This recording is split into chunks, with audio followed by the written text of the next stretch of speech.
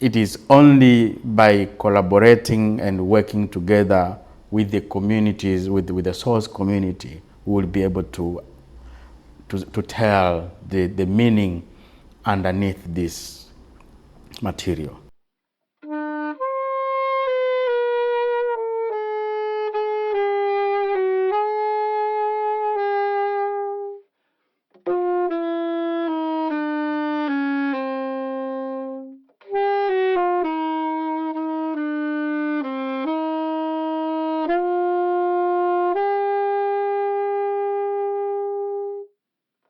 Welcome to a new episode of the podcast Decolonial Memories. I'm Thomas Fuß. Today I have the honor and pleasure to talk to Dr. Valence Silayo. He's a lecturer at the Department of Archaeology and Heritage Studies at the University of Dar es Salaam. Presently, he resides in Stuttgart as a guest scholar at the Lind Museum. So, thank you very much, Dr. Valence, for being with me in this conversation. Thank you, Thomas. Pleasure is mine. Let's start with some personal things. Where did you grow up? I was born in Rombo, Kilimanjaro, some 46 years back, and went to school in the village from grade 1 to grade 5. Then my parents moved to Dar es Salaam. I moved with them. Then I finished my school. And then my secondary school, I went to Itaga Seminary, which is in Tabora region. Then after that, I went to Arusha again for 2 years for my high school. Then I joined the University of Dar es Salaam for my undergraduate studies. And then after my undergraduate studies in 2007, I proceeded to join to go with the same program at the university for my master's, which I completed 2009. And then I was employed by the St. Augustine University of Tanzania from 2009 to 2017, 2018. But in between 2013, I enrolled for my PhD at the La Trobe University in Melbourne, Australia, which I completed at the end of 2017. And then I resumed work with St. Augustine University until 2020, when I joined the public service at the University of Dar es Salaam as a lecturer at the Department of Archaeology and Heritage Studies, where I am working until now. Please say a little bit about your present project with the Lind Museum. What is it all about? Well, thank you, Tom. Presently, I'm completing my fellowship at Lind Museum.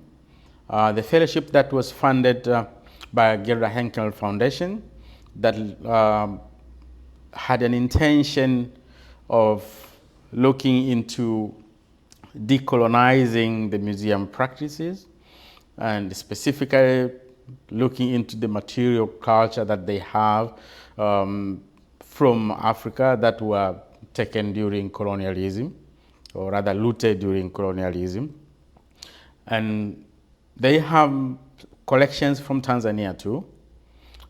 Specifically, they have over 5,000 plus ethnographic material from Tanzania.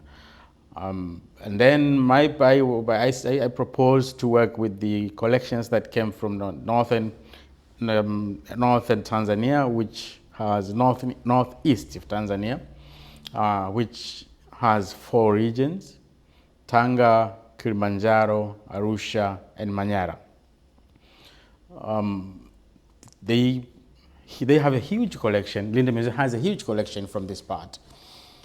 But because of time and funds, then we say we cannot focus our research cannot focus into these 4 regions. We need to be a little bit specific.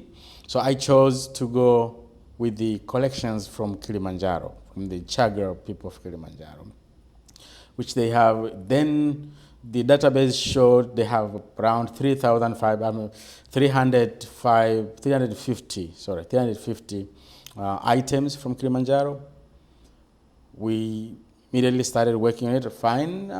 Why I chose this area, not Arusha, not Manyara, is Kilimanjaro is the area that I research. I have been researching since my master's degree and my PhD degree. I know the community. I come from that community. I speak the language. I know the material culture that comes from this very area. So it was relatively easier for me to choose this community to work with and start their cultural material. So I embarked on this project since last year, February, and I started looking into the archival material, who are these so-called collectors, quote unquote, and what did they collect, what were they doing in Kilimanjaro, and then I looked into some colonial journals that recorded the encounter between the Germans and the people in Kilimanjaro in the late 80s and late 1880s to 1920s. And then after that, we had quite a good information that showed that the material that we are looking at were from Kilimanjaro. Some we know specifically which part of Kilimanjaro, some we don't know. The archive material doesn't show that right away. Then the second part, we decided, when I say we, with the curators at the Linden Museum, to assess the material. We went to the depot with the assistance from the Linden Museum. Then I started examining, analyzing the material one after another. So I looked into this material, all of them, they were in the database, 350. And there was another collection that was wrongly categorized by the museum. We encountered another collection which was wrongly categorized by the museum as belonging to a different ethnic group, but actually it's not a different ethnic group. It's a place. It's not a group. There's a collection from Kahe, which is about 15-20 kilometers south of Moshi. So these were categorized as coming from different community, not the Chaga people of Kahe. So we reintegrated the collections into the main database, making it now that the total collections from the Chaga community that is at Linden Museum stands at 450. After that task, we say, okay, fine, we might know what are these things, what they are called, but eventually we have to revert back to the community, to the owners, to the makers of this material, to find out the underlying meaning of this material. Some of the very beautiful decorations, jewelries, weaponry, household items, and you name it. Because some with the conditions at the museum, it's not possible to take the items, the physical items, to the community. We have to photograph them and then take the photographs instead of the actual items to the people. So I went back to Kilimanjaro, to the community. I think I had over 120 photographs of different items that came from Kilimanjaro. Then I started conducting field research for a month, from west to east to Kilimanjaro. All the places that I was able to reach and talk to people about this material culture. They have amazing knowledge, very rich knowledge about these items that we're talking about. Actually, that's what culminated into the exhibition which opened yesterday. Yes, I participated, and congratulations to you as the co-curator, but also your other co-curator, Fiona Siegenthaler. Yeah. I was very impressed by the exhibition. It will stay on until next year. Yes, it will be still on until June next year, I think. Yeah, so I encourage everybody getting in Stuttgart or getting close to Stuttgart to see it. And the title is Celebrating Womanhood, because you focused on these belongings which are associated to or attached to girls and women. Yes, thank you very much. I mean, that was our goal.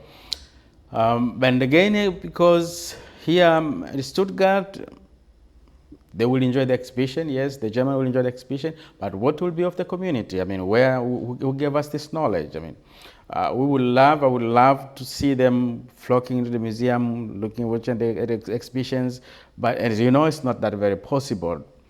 I have no idea how many Tanzanians will be able to come. We had some few yesterday, visited and joined us.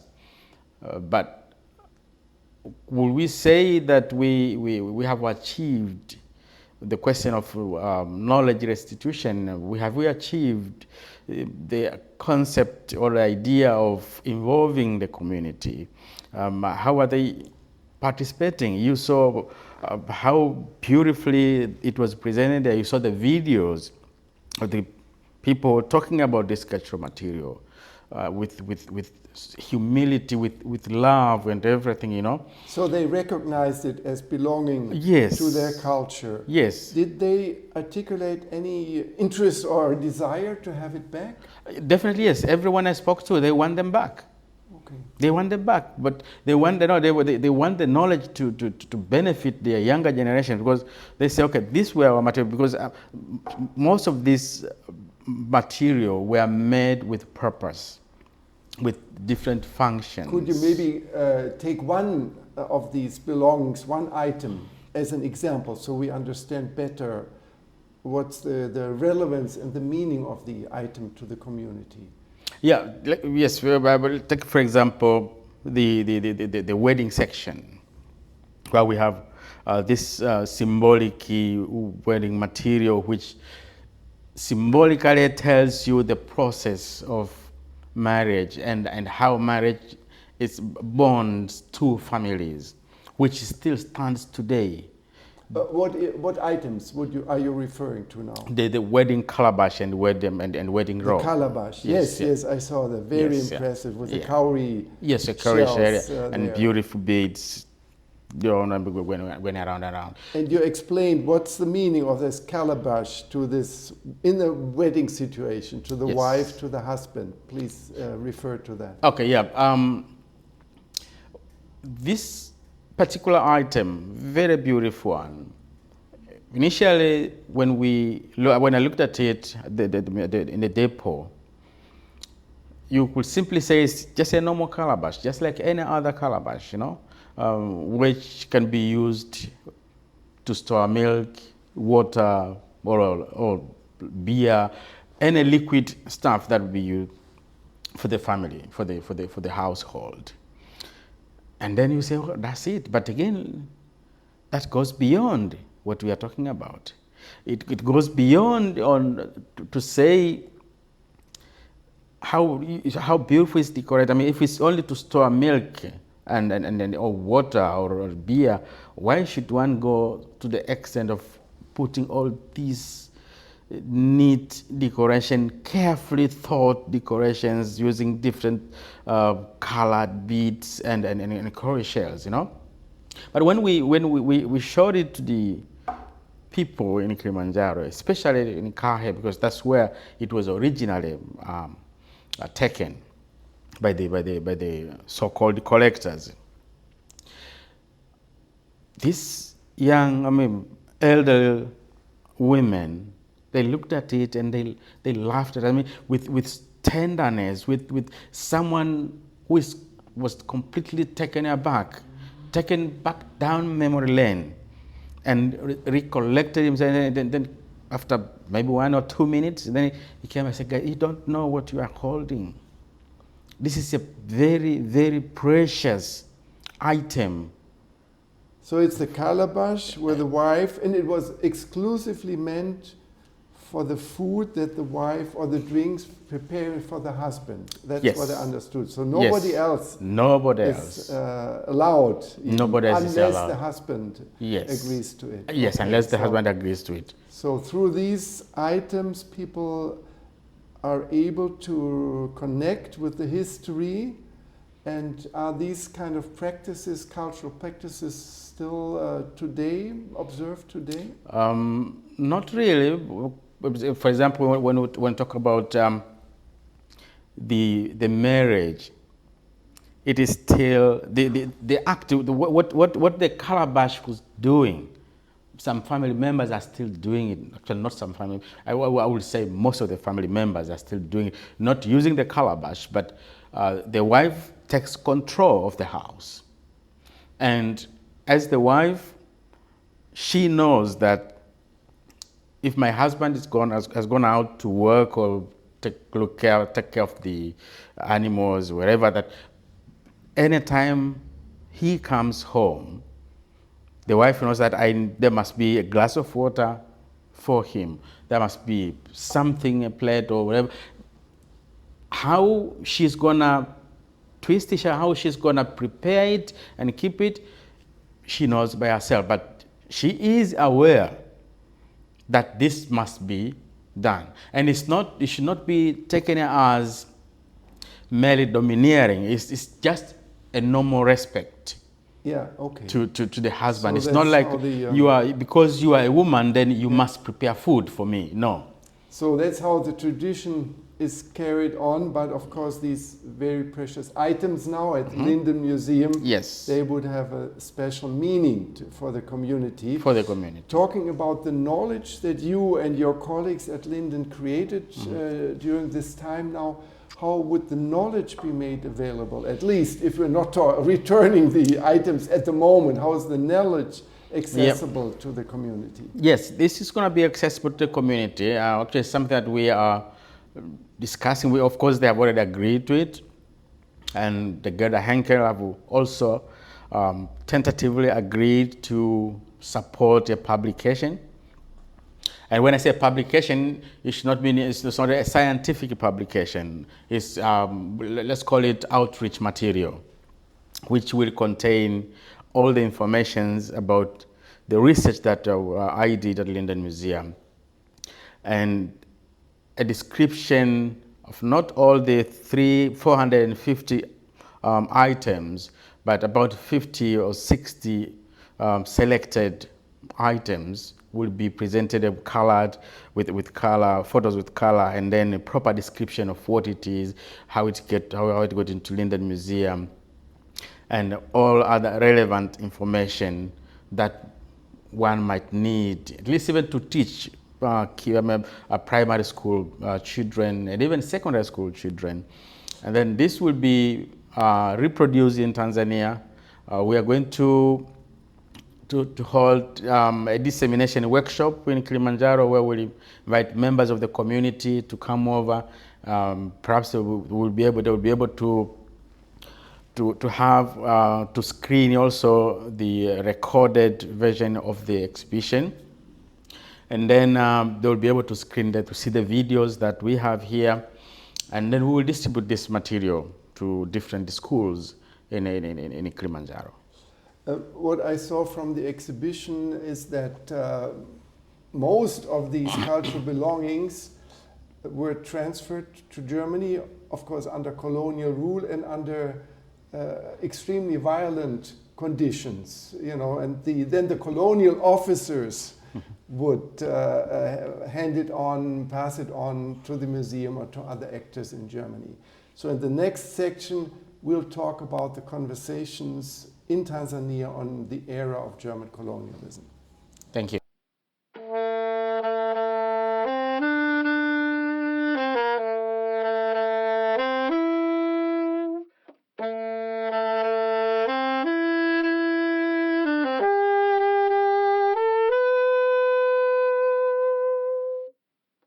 Dr. Valence, now turning back to the time of when you were a youth, how did your family or your circle of friends talk about German colonialism? Was that an issue at all?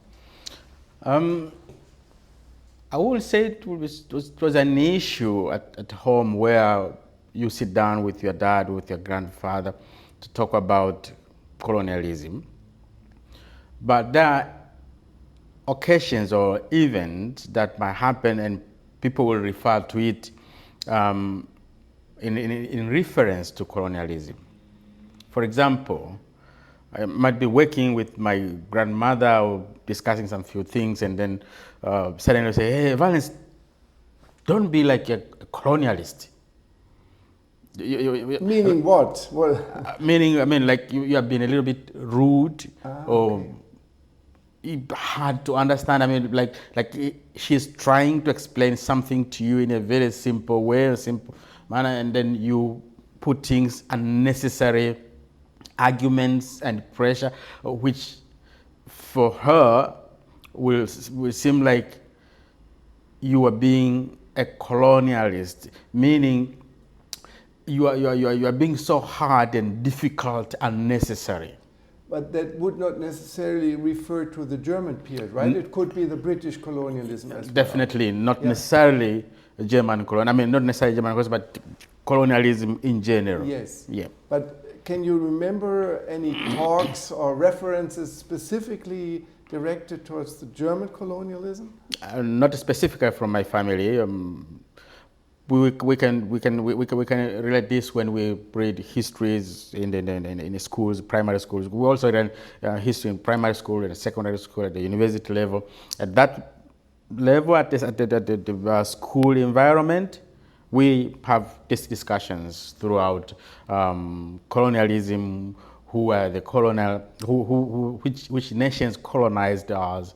How did they came in colonial? The German colonialism in Tanzania, the British colonialism in Tanzania, what they did in Tanzania, how they came to Tanzania, how they alienated people, land grabbing and everything. We discussed all these things in primary and secondary schools, all the way to university. Now, looking at the situation today in Tanzania, what kind of conversations do people have referring to the era of German colonial rule? The discussions around now, even if in the schools, still is the normal history about Germans and British as colonizers in the country, what they did, what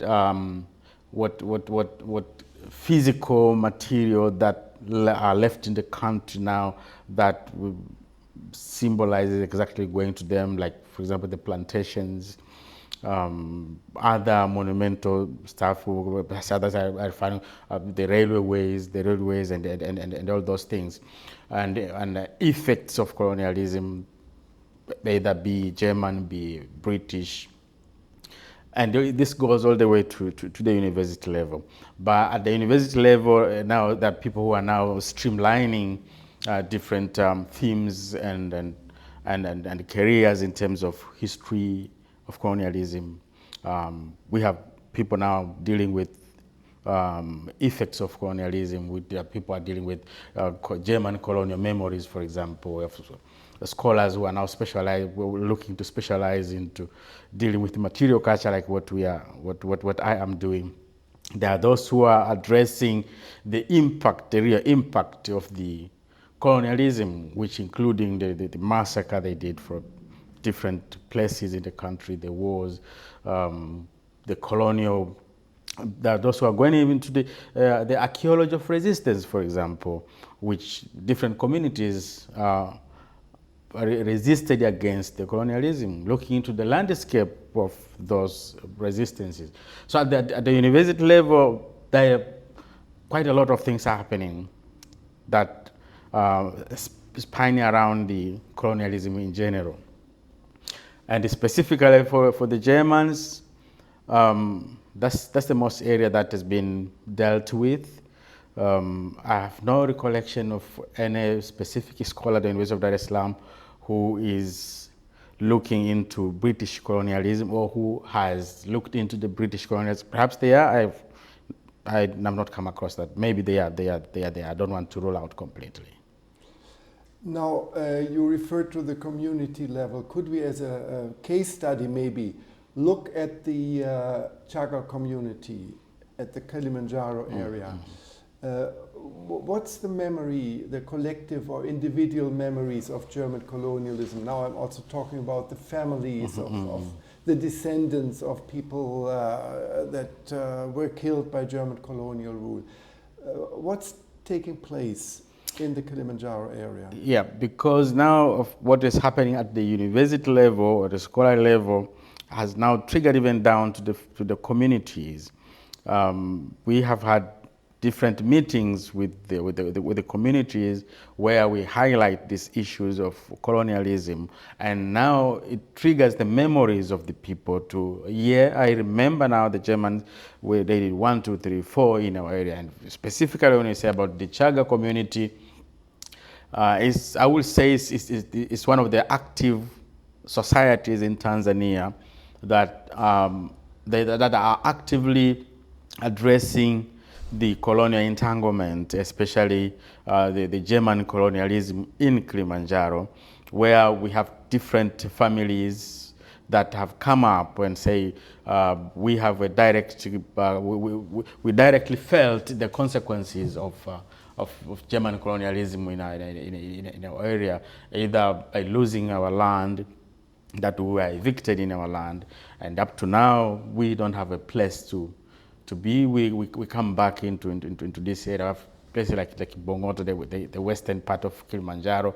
We have a huge complaint about that, and then others will relate to the loss of their loved ones who were executed and their remains taken to German, or they don't know where they are. They are everywhere in Kilimanjaro. We have them from the western part to central part, all the way going to Rombo.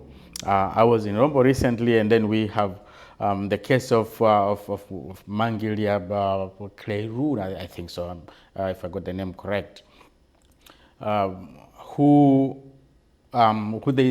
his men killed one of the missionaries in Calent. And Karl Peters had to take up against the Rombo kingdom. People still remember. We have vivid memories and oral history from the people in Kilimanjaro who are talking about this and how they even happened. But they say they took him to, after a lot of humiliation in the Kilimanjaro, whom the Germans took him.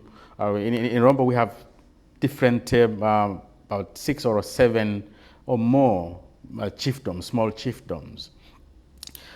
So they took him to all these chiefdoms, and they invited people to come over to see this.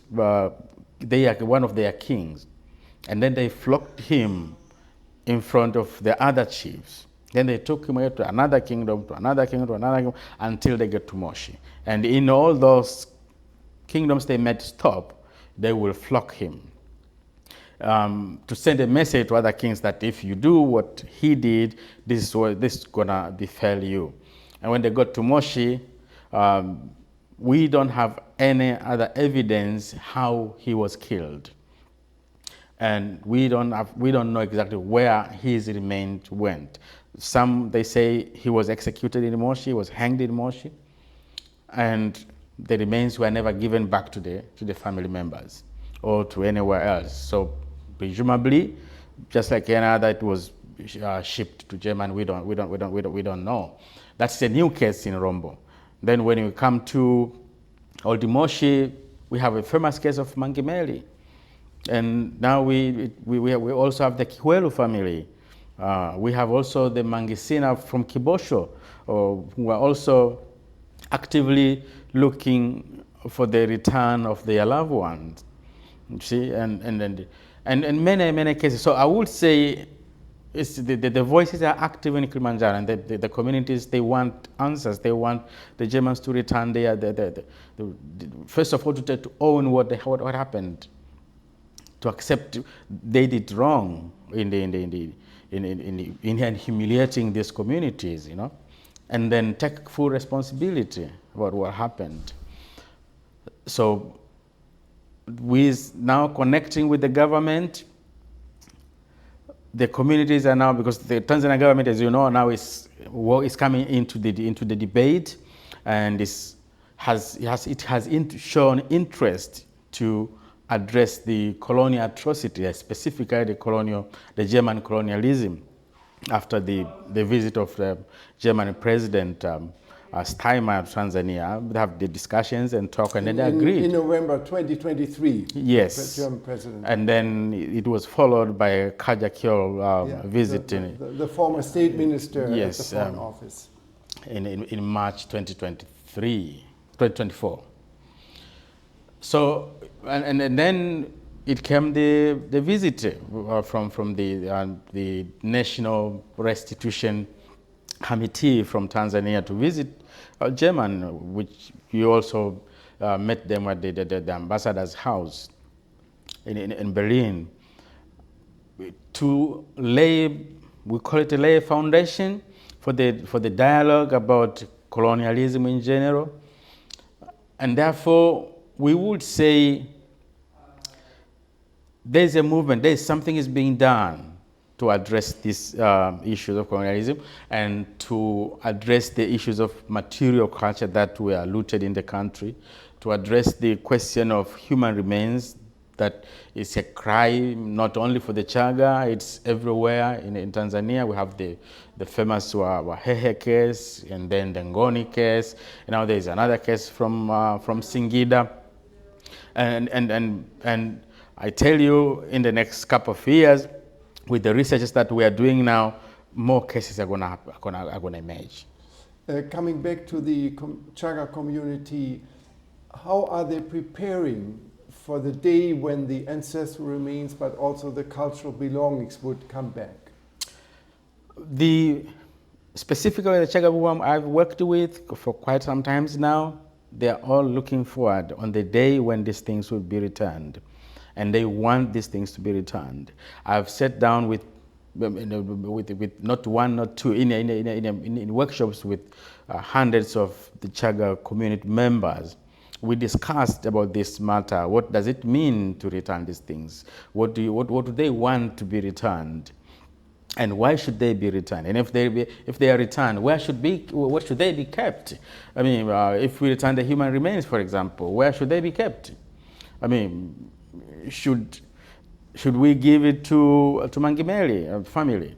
Should we take him as a hero, as a leader of a family? I mean, of the Chaga community. And if yes, then who should take ownership of that? Should the family members, or should the entire Oldimoshi kingdom take pride of it? They have answers. They have laid foundation. What are these things? How they want it to happen? The Council of Elders have decided in Kilimanjaro that we want these things back urgently. And they are going to work with the government. They are working with the government now to make sure that every necessary step is taken. And they have proposed two ways: to build a regional museum in Kilimanjaro, and they have offered the former Chaga Council building where they used to hold their meetings, traditional meetings. The building is there in Oldimoshi, a beautiful building, and well structured like a parliament, where the paramount chief and other regional chiefs will meet regularly to conduct their meetings. They want that area to be turned a museum, be used as a museum. Also for the returning cultural belongings from Germany. Very correct, for the returned cultural belongings from Germany or from any other part of that, but it has to go to Kilimanjaro. It's not, when you look at the collections that is here in Germany itself, it's huge. So we're not saying that all the collection, I told you here at Linda Museum, they have 450 collections. I've visited other museums. I've had this opportunity to visit many museums here in Germany. And every museum I visited, they have not less than 100 items from Kilimanjaro. So I could be on the very safe side to say there are over 1,000 items from Kilimanjaro in German. So we are not saying now all of them should go back home and be lumped at the regional museum. We have the National Museum. We have other museums. We will also want them to benefit. So there's a clear plan how this should work. If some of the items, for example, the very sacred and special items, spiritual items, they can stay in Kilimanjaro Regional Museum. They can be exhibited at the regional museum in Kilimanjaro. Other items can be donated to the National Museum or other regional museums. Likewise, there's no harm if the Chaga Museum starts today and then they get some material from the Sukuma, for example, and exhibit in their museum. The same applies. The Sukuma could take some of the Chaga material and exhibit in their museum. So there's no point in saying there's no place to put this material. This is completely ruled out at least for the people of Kilimanjaro. About the human remains, this is also very clear for them that we don't have enough information about which remains belongs to which family. We know some specific numbers. For example, in Strasbourg, in Paris, in France, they have over 30, I think 31, 33 remains from Kilimanjaro, with only one with a clear mark. Yeah, because during the colonial period, yes, Strasbourg, Alsace was part of the German Empire. You see? So now they have 31, 33 remains from Kilimanjaro, from the all written Chaga, and we all know where the Chaga lives. They live in the slopes of Mount Kilimanjaro. Only one remains that has a specific name of a king. So we know because it's written there, Manginkunde of Siha.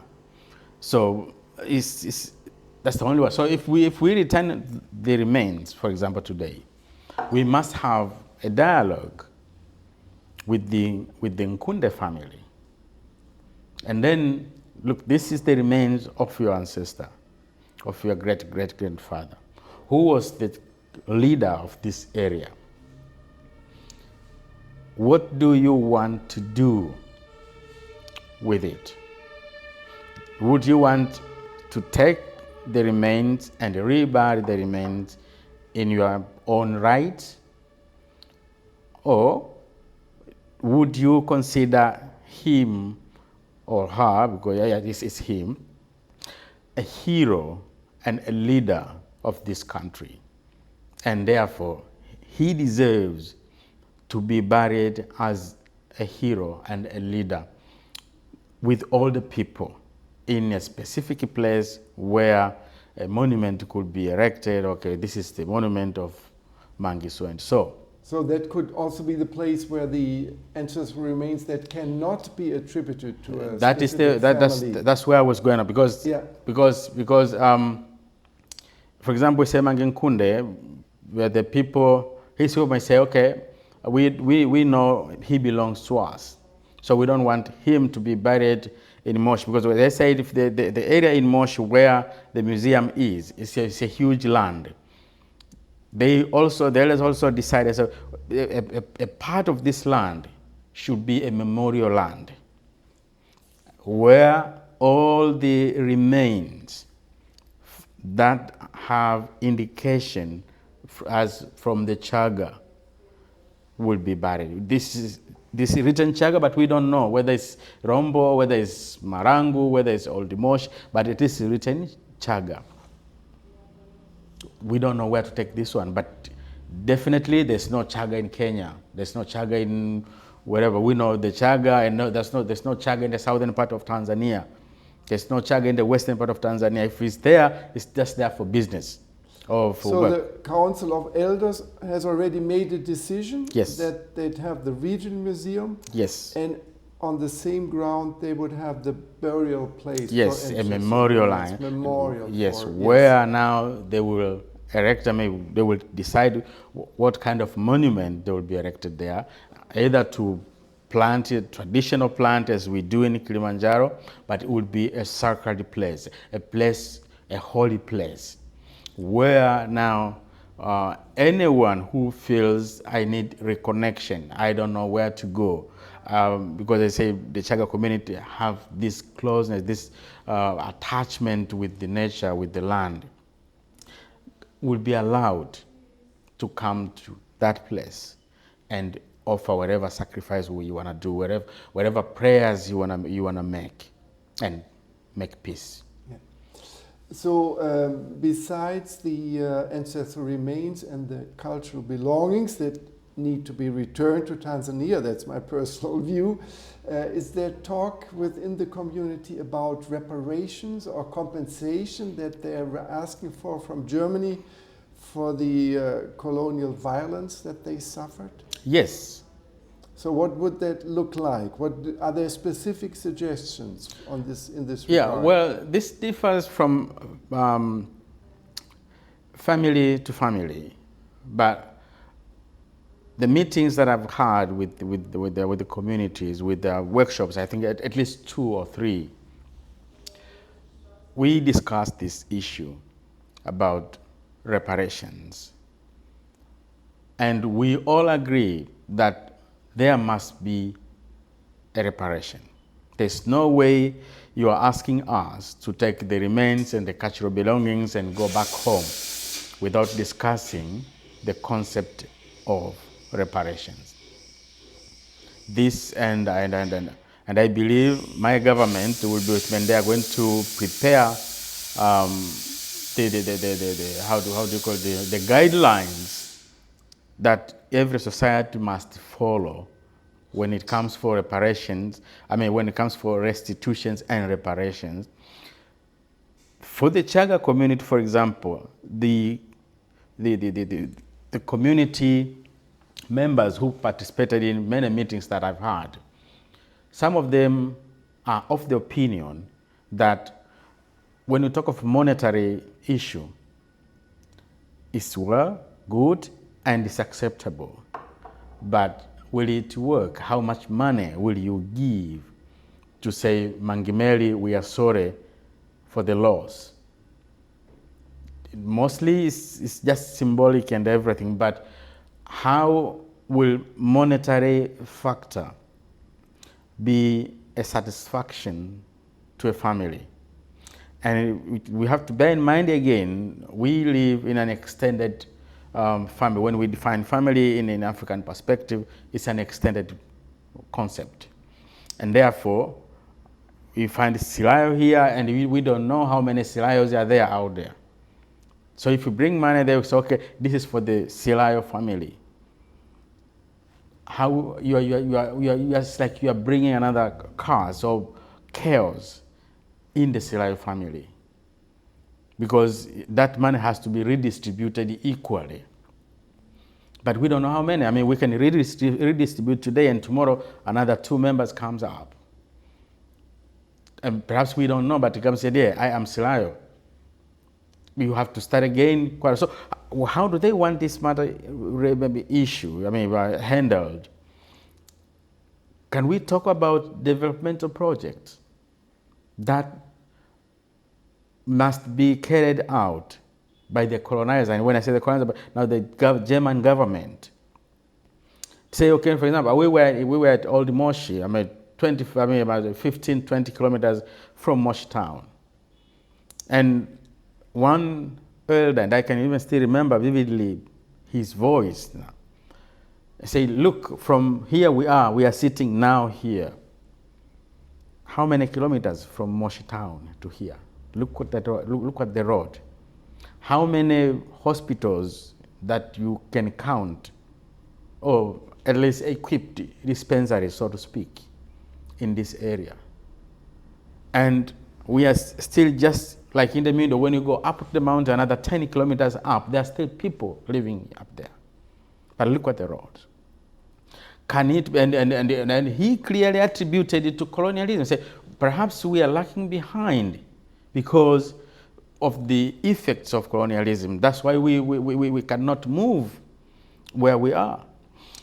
Can we now accept the apology from the Germans? Okay, we apologize for what happened, for example, and we take full responsibility of the trauma and the problems that we caused, and for that we want to remedy.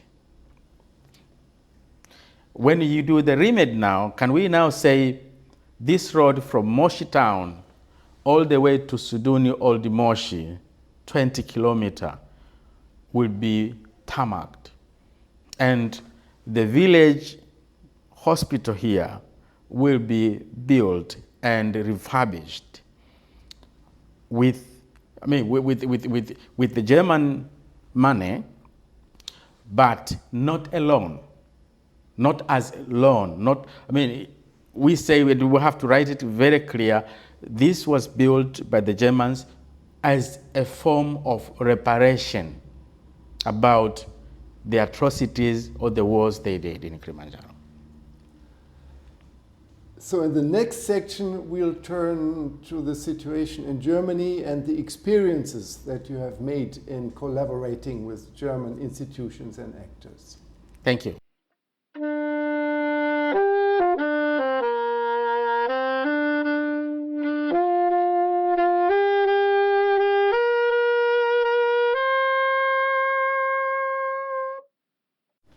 Turning to your many experiences and collaborative efforts with German institutions and individuals or organizations, I'm very interested to hear the experiences that you have made in this regard. Maybe we talk about the missionary societies first. You have been involved in this very interesting project of translating the books of Bruno Gutmann, the missionary from Leipzig, into Kiswahili. Can you talk about this? Why is this relevant to you, to turn to the books, old books of a German missionary who was in Chaga, in the Kilimanjaro region during colonial rule? Yeah, thank you very much, Tom. You're right, I've had a good experience. With the fellowship has given me a really good experience to meet quite a number of German actors, German partners in the field of my research, and I've visited quite a number of them. We have had long discussions with quite a number of them, and perhaps we'll be able to mention some of them here. But specifically, if we go to your question about the missionaries. First, it needs to be understood that missionaries were also agents of colonialism when they also participated, unfortunately, in facilitating the looting of cultural material and even human remains. And some of the missionaries also did collect, not only facilitating, but some did collect and distributed or donated the collections to museums here in Germany, or collections still being held by their societies until today. And also some other missionaries like Bruno Gutmann, they documented the Chaga history extensively, I would say, very extensive. When you read the books, which they are over 400 copies, hard copies, they contain enormous amount of knowledge, about Chaga activities, things that we don't even know now, but they are documented in these books. But isn't that through the lens of a German colonizer, so to say? Yeah. But this is acceptable for you. It's an authentic representation of Chaga culture, I understand. Yeah. We cannot rule out that concept where sometimes they interpreted the culture in the lens of, I'll call it a Eurocentric view, But again, in those books, there are quite a number of sections that speak volumes about our culture, our societies. And it's time that even those areas which they misinterpreted, we can, using the local knowledge now, we can reinterpret in a correct form. And that is why it is important to do what we call knowledge reparation. And when we say knowledge reparation, we refer to this knowledge which is in the books, in the archival material that are not accessible to the communities where they come from. For in this case, Bruno Gutmann and Kilimanjaro is volumes and volumes about Chaga knowledge, which is not available in Kilimanjaro in terms of books. And, so that is all in German, I presume, and you were part now of the effort to have it translated into English and Kiswahili, is that correct? Yes, they are all in German. Actually, to be very clear, the old German language. So I partnered up with Tübingen City, with a colleague from Tübingen City. And they have the twinning arrangement with Moshi, right? Old Moshi or Moshi Town? Just Moshi Town. Moshi Town, yes. Yes, so we got some funds from the federal office, and then we got also some support from the Leipzig Mission. From the foreign office, we worked with the material, with the Bruno Gutmann material. And from the Leipzig Mission, we worked on the missionary Elizabeth Sisseman collection, which is still ongoing. And perhaps the continuation of the work will also be possibly funded by the DZK. Wait, let's talk about this Sisseman collection. This is very relevant, very interesting. We're talking now about recordings, old recordings during the colonial time of songs of the Chaga people, which are held by the Phonographic Archive in Berlin. Is that correct? What are you trying to achieve there? Yeah, missionary Elizabeth Sisseman was in Kilimanjaro between 1905 until 1909. And while she was there as a missionary from the Leipzig Mission Society, she recorded over 90 different songs and poems from the Chaga community on behalf of the Phonogram Archive, the Berlin Phonogram Archive. So all these 90 recordings, they are kept at Phonogram Archive Berlin. And I have had an opportunity to listen to some of them. And also with my colleague, Hartmut Andres from Tübingen again, who did an amazing job to transcribe the handwritten notes of Elizabeth Sisseman into German, into proper German, was not proper German, but contemporary German language, which was easier to translate now from German into English, and then now from English it's going to be translated into Kiswahili. It's not yet done yet, but the second phase is going to be translated into Kiswahili. We, with the support from the Leipzig Mission, we were able to conduct some workshops in Kilimanjaro, in some field, to do some pilot to find out what people know about these songs. Can they recognize them? Can they sing? What does it mean? Some of them are readers. And you will be amazed how these communities felt so deeply in love with these songs and the meanings behind those songs. Are these songs still remembered, or are they sort of forgotten? Yes, they are still remembered, very, very remembered. And in the workshop, I'm not sure whether maybe I will send it to you. We have two or three elder women who came up and say, we know this song and we know how to sing it. And they sang it.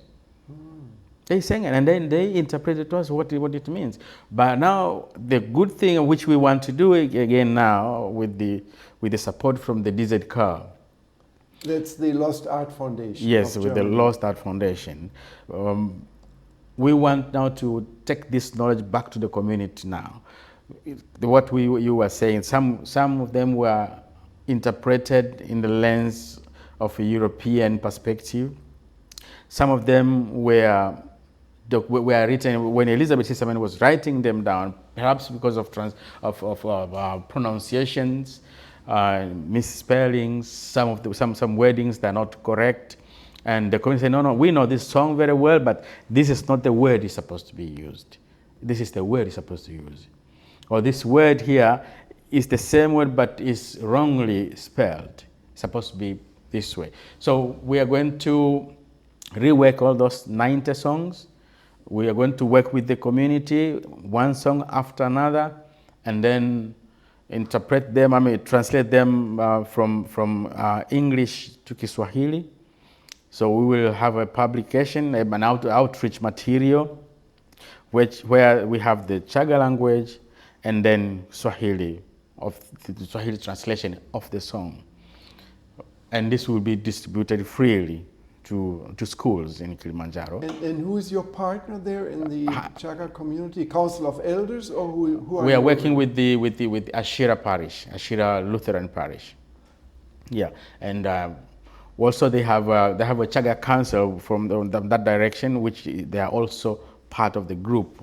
But when we start now researching, we will rely to these councillors, but we will go and with as wider group as possible to get the understanding of the songs, where they were recorded and how they were sung, what is the meaning of it, and how it can be used today.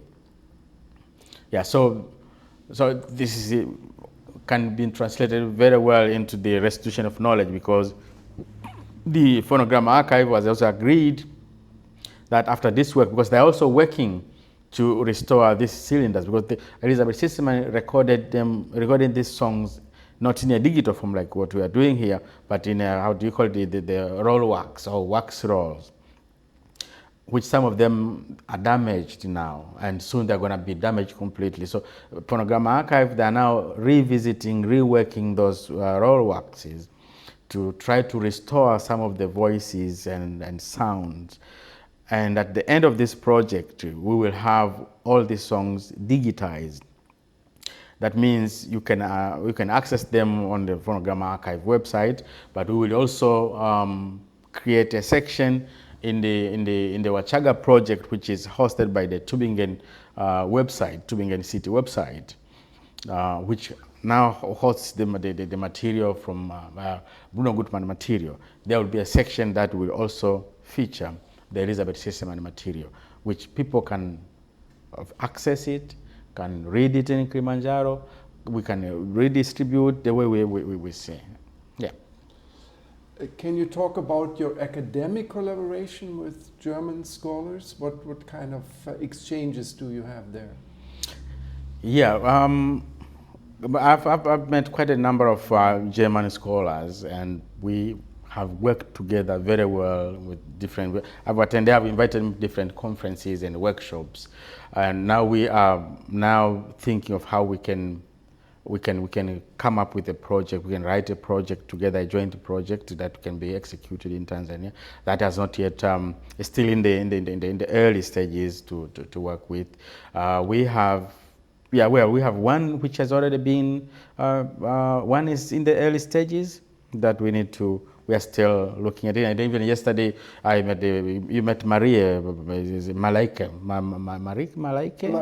from the yes, Museum Hanover. Yes, the State Museum Hanover. We are working close with Mareike, and also to see what we can do. We are also collaborating with Gießen University, Professor Bettina. It's been very, very, very helpful for us, and we together. What would be the issue or the topic we have a project that has been funded already and we thank DZK, German Lost Art Foundation, and also we thank Gerda Henkel Foundation, because these are the two institutions which teamed up and funded our project. On what topic? We are looking into the provenances of cultural artifacts and human remains in Kilimanjaro. But our proposal, we call it, is from the bottom up. We are giving the voices to the communities. We as scholars, we don't dictate, but we are allowing the communities to lead the way. I don't know, it's a little bit complicated, but that's what we want to do. That's the specialty of our project. We are a big team, and it's led by Professor Bettina Brockmeyer from Gießen University. As a lead, we drafted the proposal jointly with other colleagues, Isabel Reimann, Konradin Kunze, my friend from we were together in your place, forgot the name, but we are about 7 or 13, and then we have also some local partners in Kilimanjaro. We are working with Better Nations NGO. We are also working with the Moshi District Council to work out of this. And actually we are using this very project. We will renovate 2 or 3 rooms in the building that I told you that it will be used as a museum. So with this fund from this institution that I mentioned, we will renovate about 3 rooms in this building, which will be used to house the Marejesho project. Marejesho project now will move to Tanzania permanently. That's about the Mangemeli. Yes, about story. Mangemeli story. By Konradin Kunze, who is also part of the of this team. So in terms of collaboration, that's where we are, and I would say we are moving on very well. There are other scholars also, many of them, that they are very good friends of mine. We are looking forward to see how we can work up together. The only thing is now that I feel I have to finish this fellowship with the Linde Museum, and then we can start focusing on what we can do best. But they have been so supportive. Coming back to your time at the Linden Museum, at the opening yesterday, both you and the co-curator Fiona referred to certain process of learning that you had to go through. Now, if you would to distill the lessons you learned in collaborating with Fiona and other German scholars, and you relate them to other German museums who would venture there, what are the key learnings you took away from your time at the Linden Museum? Yeah, quite a number of them that I will be proud of, that I learned, and I think that shaped my research career. That there's a lot we don't know about the cultural material that were looted. Apart from knowing that we have thousands here, thousands there, but there's a lot of hidden knowledge that is embedded in this material culture that we don't know. And it is only by collaborating and working together with the communities, with the source community, we will be able to tell the meaning underneath this material. And this is something I've been telling with even the partners in the museum, even the Linden Museum themselves, even other museums that I've visited.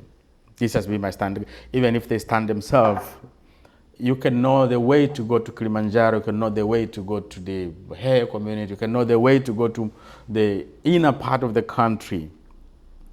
But you need a local collaborator to take you through the communities.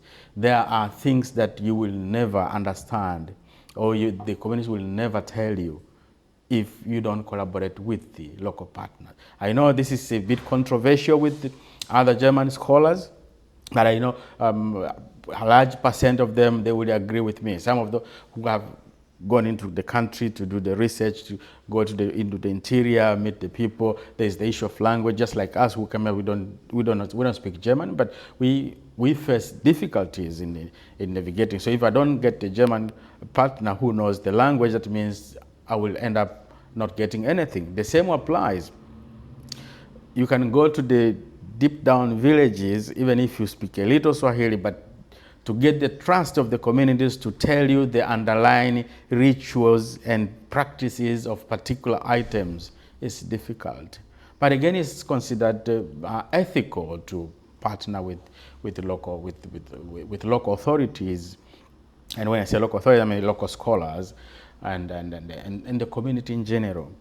The museums here in Germany and Europe in general, there's no way they would be able to curate an exhibition and be 100% meaningful without the voices from the source communities. There's no way. I mean, we can pretend we can do it, we can work around, can send some money out there, get some information here and there, but if you don't have these voices seen, we are still not doing justice to these communities.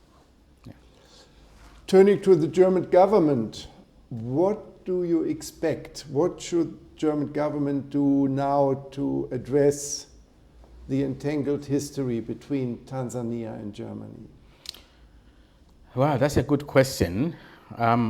I really don't know. I'm not a politician, and I don't know whether I can say how the Germans should focus or should orient themselves when it comes to issues of restitutions and reparation. But I can say my personal opinion. It's good, and they have to acknowledge the issues, the historical conflicts that has happened between Tanzania, to speak, and the German, or with their colonies, former colonies, to genuinely mean what they say. It's not yet. I mean, to me, it's not only enough to say we apologize what happened here. It was done by our forefathers, and it was under colonialism. Now let's look into the future. It's good to look into the future, but how are we looking into the future? Can we have a concrete plan? What are you doing with the human remains that you took from our lands?